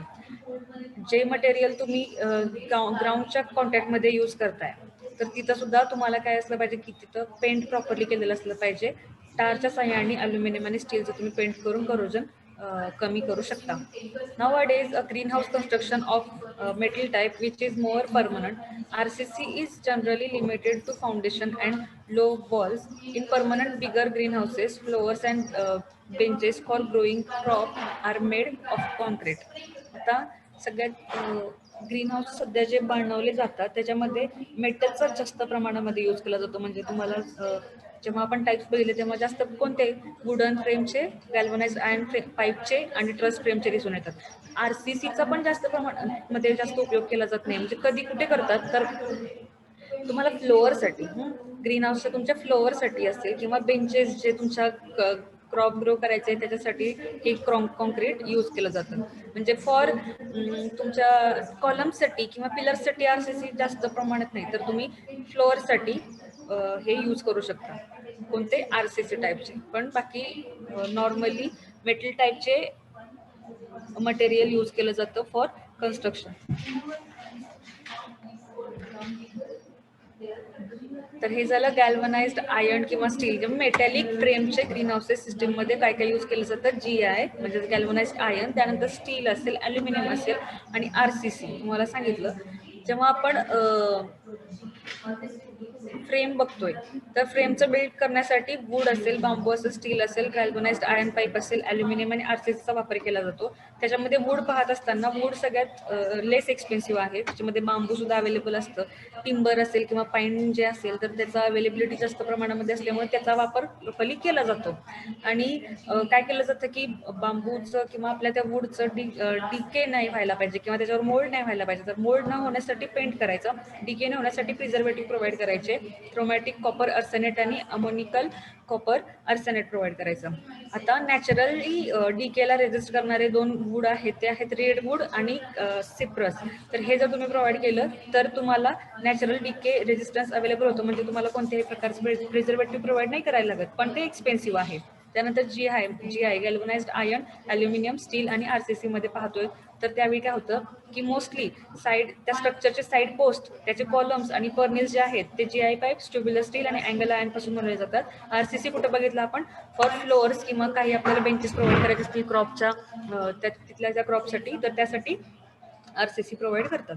आता जेव्हा मेटल यूज करतोय तर मेटलचं करोजन होऊ नये यासाठी झिंकचा कोटिंग त्याच्यावरती केलं जातं. आता त्याच्यामध्ये झिंक कोटिंग प्रोव्हाइड करण्यासाठीच्या 2 प्रोसेस पाहिल्या, हॉट डीप गॅल्वनायझिंग आणि इलेक्ट्रो गॅल्वनायझिंग. हॉट डीपमध्ये काय केलं जातं, मोल्टन झिंकमध्ये तुमचा क्लीन मेंबर त्याच्यामध्ये डीप केला जातो आणि त्याच्यावरती मग एक थिन स्किन लेअर त्याच्यावरती झिंक अलॉयचा डेव्हलप होतो.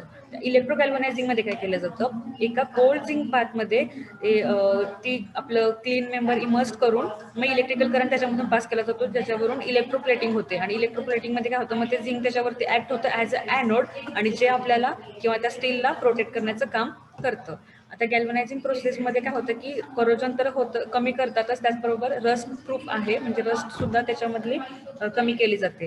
गॅल्वनाइज्ड आयर्न हे स्वतःच ऑलरेडी झिंक प्रोटेक्शन किंवा त्याच्यावरती झिंक कोटिंग त्याच्यावरती प्रोव्हाइड केलं असतं, म्हणून त्याला गॅल्वनाइज्ड म्हणतात. जे आयर्न गॅल्वनाइज केलेलं असतं त्याच्यावरती ऑलरेडी झिंकचं कोटिंग असतं. आता त्याच्यामध्ये आणखी एक पॉईंट आपण पाहिला, जर तुमचे ट्रॉपिकल एरियाज असतील तर तिथं सिंगल डीप सिस्टीम जी आहे किंवा सिंगल डीप प्रोसेस आहे ती जास्त ऍप्लिकेबल नसल्यामुळे तिथं काय केलं जातं की जास्त थिकनेस असलेला झिंक लेअर प्रोव्हाइड करण्यासाठी डबल डिपिंग केलं जातं. त्यानंतर ॲल्युमिनियम आणि स्टीलवरती टारचं पेंट केलं जातं जेणेकरून करोजन कंट्रोल केलं जावं. आणि RCC आपण ग्राउंडसाठी फाउंडेशनसाठी प्रोव्हाइड करतो. आता जेव्हा हे बघून झालं त्याच्यानंतर आपण ग्लास मोस्टली कुठे यूज केलं जातं तर ग्लेझिंग मटेरियल म्हणून किंवा कव्हरिंग मटेरियल म्हणून. तुम्हाला कालच सांगितलं होतं की covering material is also called as glazing material. म्हणजेच कोणत्याही स्ट्रक्चरसाठी किंवा कोणत्याही ग्रीन हाऊससाठी जेव्हा तुम्ही एक ट्रान्सपरंट मटेरियल कव्हरिंग म्हणून यूज करता त्याला ग्लेझिंग मटेरियल असं म्हणतात. तर याच्यामध्ये बघा वाईडली कोणते ग्लासेस यूज केले जातात ग्रीन हाऊसमध्ये, single drawn or float glass, त्यानंतर हॅमर्ड अँड टेम्पर्ड ग्लास. हे दोन जे टाईप आहेत ते ग्रीन हाऊससाठी यूज केले जातात. Single drawn or float glass आणि hammered and tempered glass. Single drawn or float glass जे आहेत त्याची थिकनेस 3 to 5 mm असते आणि हॅमर्ड आणि टेम्पर्ड ग्लास जे आहेत त्याची थिकनेस 4 mm असते किंवा त्याच्यापेक्षा जास्त असते. तर जे तुमचं थिकनेस ऑफ ग्लास आहे त्याच्यावरून हे जे दोन टाइप्स आहेत, सिंगल ड्रॉन आणि हॅमर्ड अँड टेम्पर्ड ग्लास. आता सिंगल ड्रॉन ग्लासमध्ये आणखी बघा, it is made in traditional way of simply pulling the molten glass either by hand or mechanical equipment. आता ही ग्लास जेव्हा तुम्ही बनवत आहे तर त्या ग्लासचं काय केलं जातं की सिम्पली म्हणजे हे बनवत असताना ह्या पद्धतीचे सिंगल ड्रॉन ग्लास बनवत असताना काय केलं जातं की मेकॅनिकल इक्विपमेंटचा वापर करून किंवा बाय हँड. तुम्ही कधी युट्यूबला व्हिडिओ बघितले असतील ती ग्लास शीट कशी बनवली जाते तर त्याच्यामध्ये लक्षात येईल की तो जो मेल्ट जे मटेरियल आहे तर त्याला ते काय केलं जातं की शेपमध्ये म्हणजे त्याला ऍडजस्ट केलं जातं. तर अशा पद्धतीनं मोल्टन ग्लास जो आहे त्याला बाय हँड किंवा मेकॅनिकल इक्विपमेंटच्या सहाय्याने 3 to 4 mm पर्यंतच्या थिकनेस मध्ये असं काय केलं जातं, त्याला पूल केलं जातं properly. Float glass is made in modern way by allowing the molten glass to float on the molten टीन.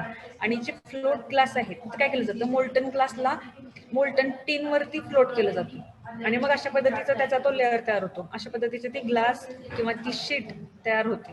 तर इथे काय होतं, जेव्हा आपण मोल्टन ग्लास जो आहे तो आपल्याला पॅनलमध्ये किंवा शीटमध्ये मिळवण्यासाठी काय केलं जातं, अशा पद्धतीचे वेज प्रोव्हाइड केले जातात. एकतर सिंगल ड्रॉन मध्ये पुलिंग केलं जातं त्या मोल्टन ग्लासचं आणि फ्लोट ग्लासमध्ये तो molten glass direct molten tin वरती फ्लोट केला जातो.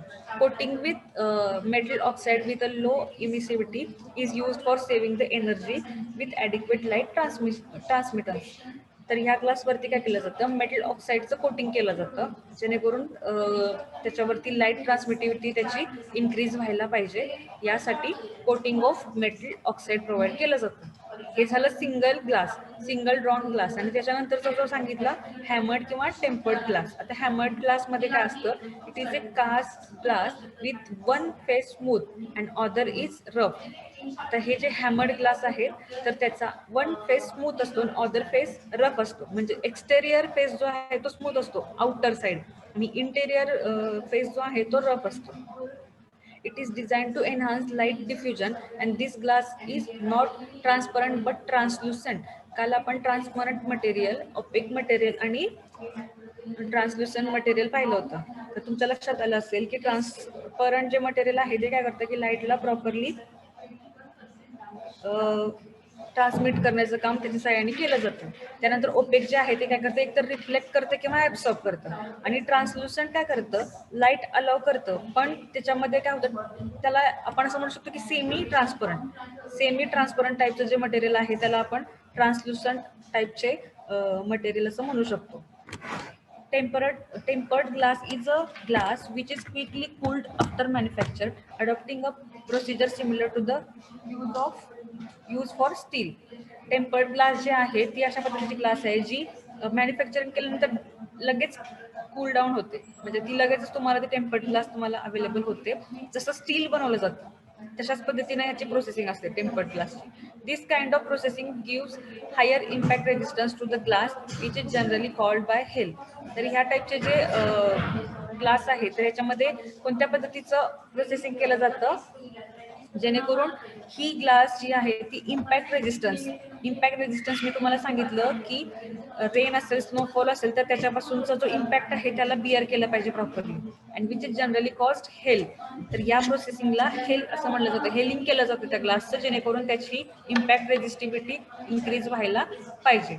Glass used as a covering material of greenhouses is expected to be subjected to rather severe wind loading, snow and hail loading. म्हणजे तुम्ही जेव्हा ग्लास मटेरियल कन्स्ट्रक्ट करत असता तर त्यावेळी ह्या पॉईंट लक्षात घेतले पाहिजेत की विंड लोड त्यांनी बिअर केला पाहिजे किंवा स्नो लोड असेल, हेल लोड आहे या कंडिशन्सला त्यांनी प्रॉपरली बिअर केलं पाहिजे.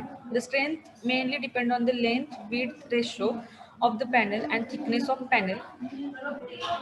त्यामुळं काय केलं पाहिजे की जेव्हा तुम्ही एखादा ग्लास बनवताय तर त्याच्यामध्ये लेंथ विड्थचा रेशो, त्या पॅनलचा लेंथ विड्थचा रेशो पाहायला पाहिजे जेणेकरून काय केलं पाहिजे त्यानं लोड बिअर केला पाहिजे आणि ग्लासचा थिकनेस तो सुद्धा कन्सिडर केला पाहिजे जो 4 mm पर्यंतचा जास्तीत जास्त असला पाहिजे. Most widely used thickness of 4 mm. जे ग्लास पॅनल आहे ते 4 mm चे जास्त प्रमाणामध्ये यूज केले जातात. आता हे झालं ग्लास मटेरियल. ग्लासमध्ये काय काय बघितलं आपण, सिंगल ड्रॉन ग्लास आणि हॅमर्ड अँड टेम्पर्ड ग्लास.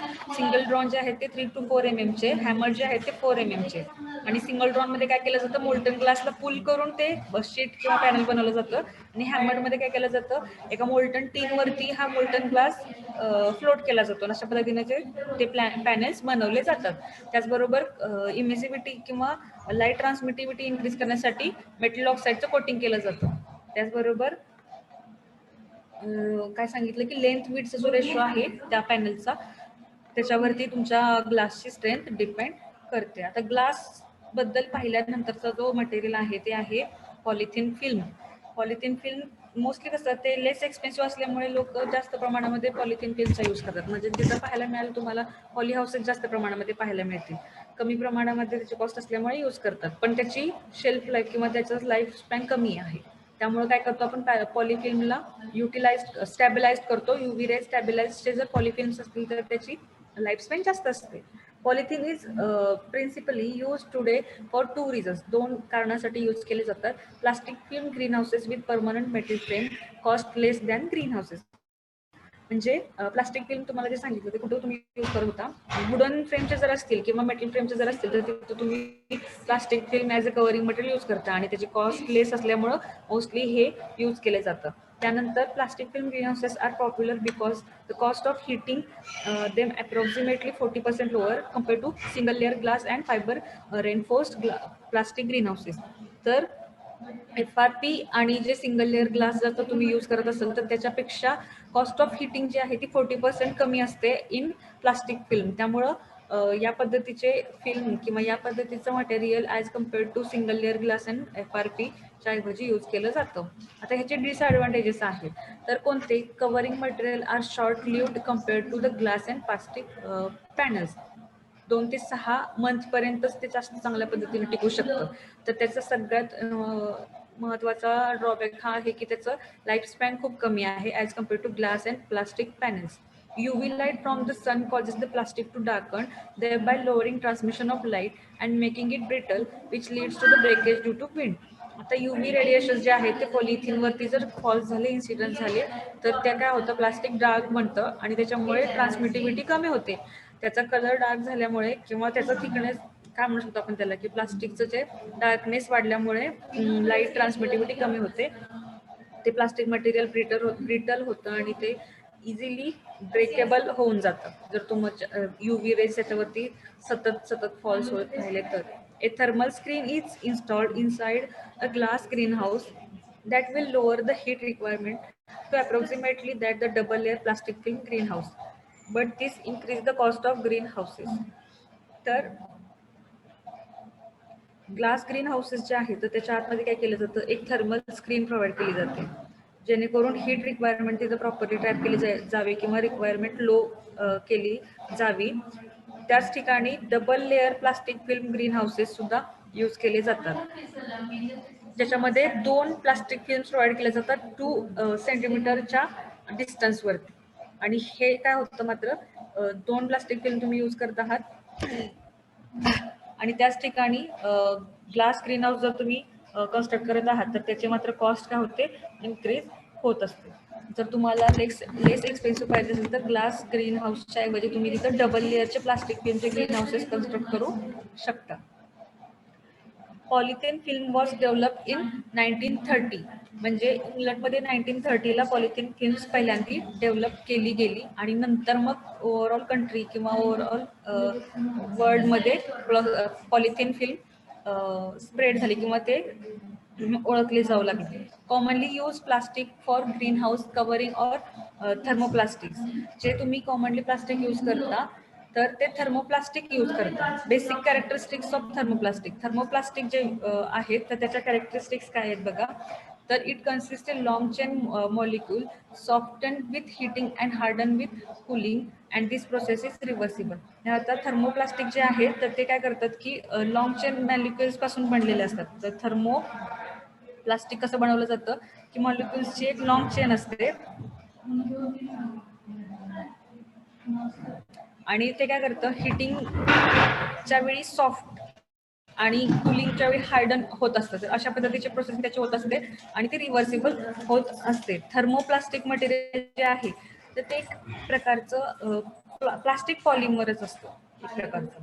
तर ते काय होतं हिटेड झालं तर सॉफ्ट होतं आणि कूल झालं तर हार्ड होतं. अशा पद्धतीचं थर्मोप्लास्टिक मटेरियल किंवा हे एक प्रकारचं पॉलिमरच आहे. तर हे काय होतं रिव्हर्सिबल म्हणजे त्याचे कन्सिस्टन्सी चेंज करतं ते.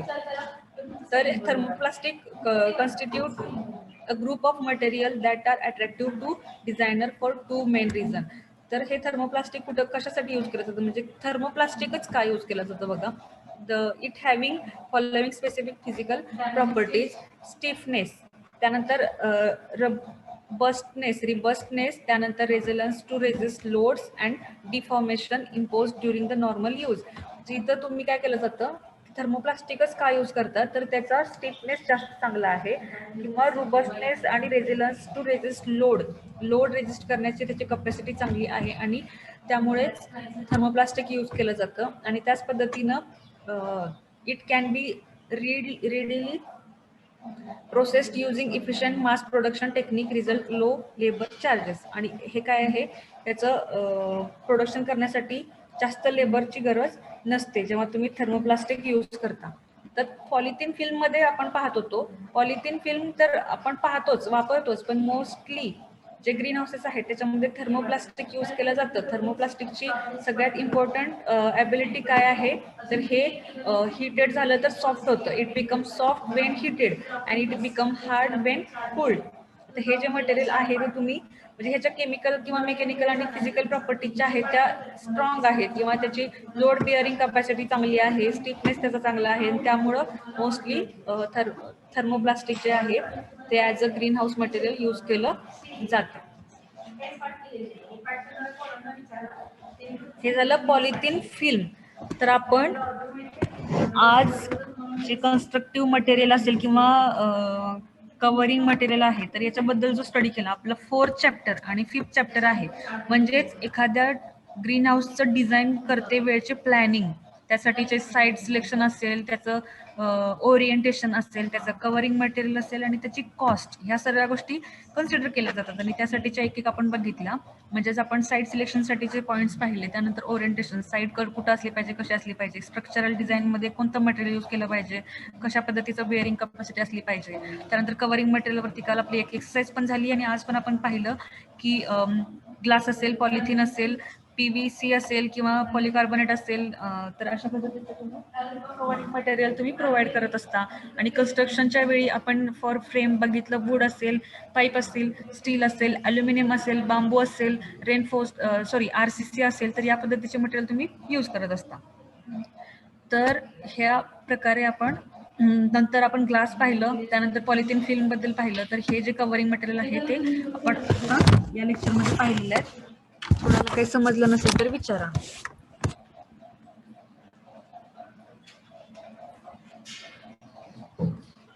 ठीक आहे, व्हिडिओ ऑन करा. व्हिडिओ ऑन करा, तुमचं नेक्स्ट लेक्चर सुरू होईल.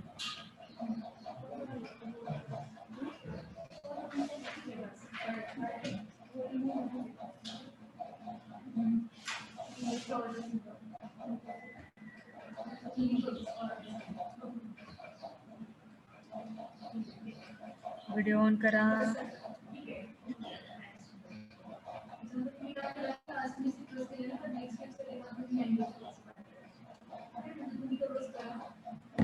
ठीक आहे, आपला planning of green house structure हा चॅप्टर 4 चॅप्टर झालेला आहे आणि 5th चॅप्टर मधलं आपले कन्स्ट्रक्टिव्ह मटेरियल मध्ये थोडे कन्स्ट्रक्टिव्ह मटेरियल अजून राहिले आहेत, त्याच्यानंतर आपण नेक्स्ट लेक्चरला स्टडी करणार आहोत. ठीक आहे, मीटिंग लिव्ह करते. थँक्यू.